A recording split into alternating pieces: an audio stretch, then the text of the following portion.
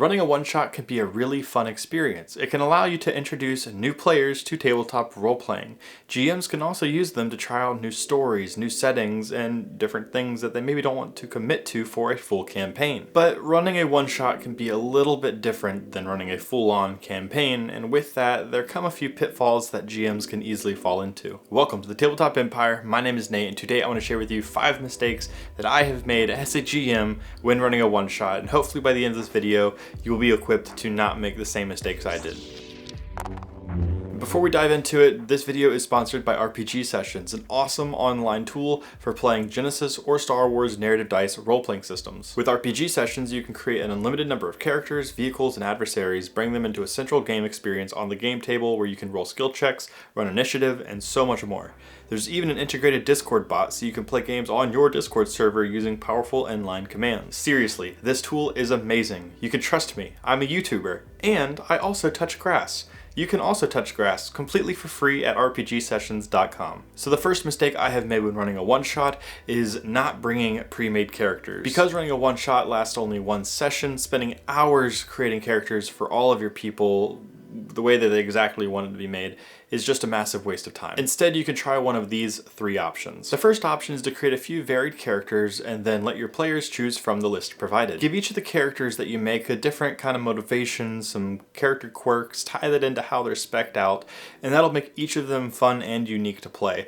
As well as it'll also give your new players who are maybe brand new to tabletop role-playing an idea of how to maybe build a character in the future if you either decide to do a campaign after the one-shot or if they go off and play with a different GM. Your second option is just ask your players what they want to play, whether it be a bounty hunter, a technician, a pilot, and then once you get your answers, build that kind of character for them. It's kind of a happy middle ground where they get to play the kind of archetype of what they want without having to sit down through the entire character creation process. And then with these past 2 options, something that you can actually do is to leave a little bit of XP left over that the players can choose to customize their character a little bit. So maybe they can buy a couple talents that they want or spec out a skill that they want. This can kind of help them feel like the character is their own, especially when they didn't have much of an input into the character itself. And this third option is only if you have a character that is familiar with whatever system you're playing in.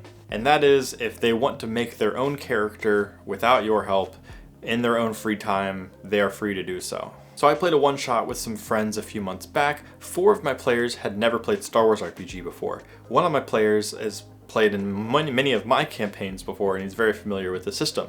He wanted to make his own character, so I let him. However, I created 4 other character sheets for the other new players. Another argument against working with your players for the whole of character creation is that if you are limited on time, it could cut into the time that you have to play the actual game. I played a different one-shot back in January, and we didn't get to finish because we spent so much time on character creation and then people had to leave, and yeah, if I had just made pre-made characters beforehand, we would have been able to finish that story. So the second mistake you can watch out for when running a one-shot is explaining the rules to new players.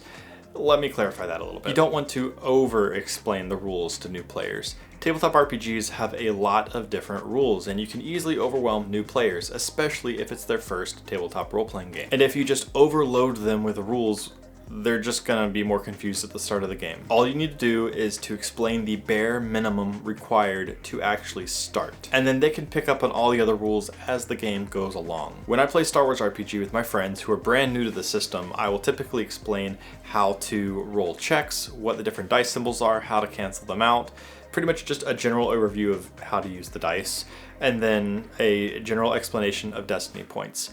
And then we start the game and they play and they learn as they go, and then later, once they have some context for the game, I maybe send them to this channel's Beginner's Guide series, which you can check out in one of the corners above. But this also helps to reduce the amount of time that it takes to just start the story and get into the game. So the previous 2 mistakes were around kind of the preparing to play. These last 3 tips are for when you're actually playing the game itself. But if you are enjoying this video so far, please do me a favor and blast the like button. It's free and it really helps the channel out. And while you're down there, if you want to see more videos like this, consider subscribing. The third mistake, which I have made, I've seen a lot of my friends who are GMs make, and it's only very recently that I stopped doing this, and it's made the world of a difference. And that mistake is rushing into the action as soon as the session starts. Because once you just rush into the action, the story's typically one thing after the next, up until the resolution. Every good story has an introduction, some time to set the scene and get to know the characters, and playing a tabletop RPG is the exact same way. You want to give your players time to explore their environment and get to know other party members, as well as get to know their own characters. And then throughout this phase, you can drop hints at maybe what's to come with the main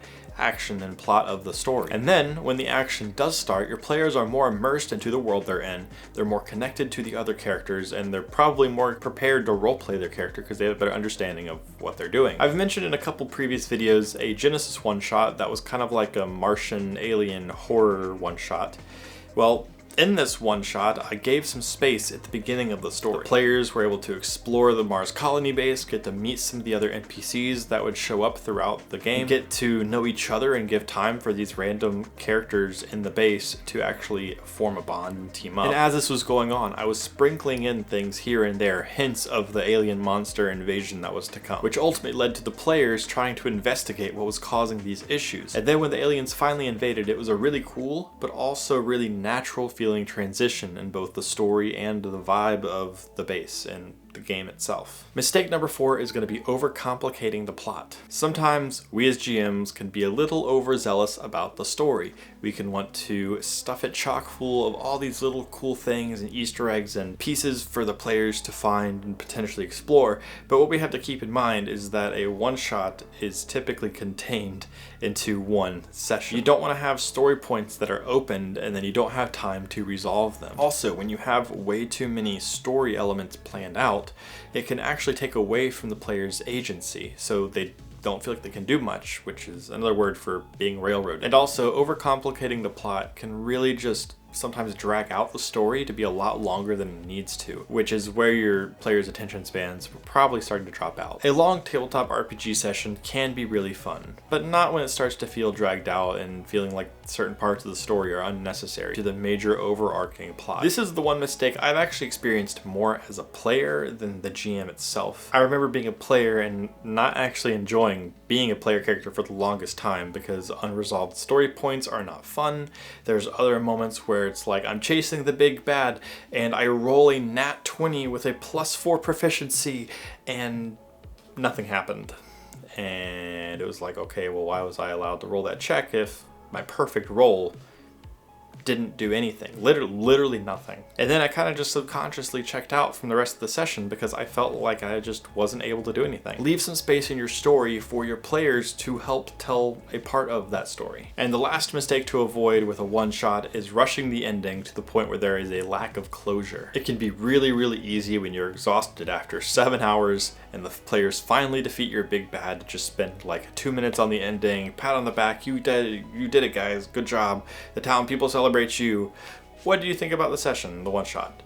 And just completely glaze over the ending. Just like you need to spend time with the introduction of the story, you need to spend a little bit of time with the resolution as well. You need to spend some time resolving your story and your players will feel that much more rewarded for defeating the big bad. Maybe the players head back to the town where they celebrate with drinks at the cantina.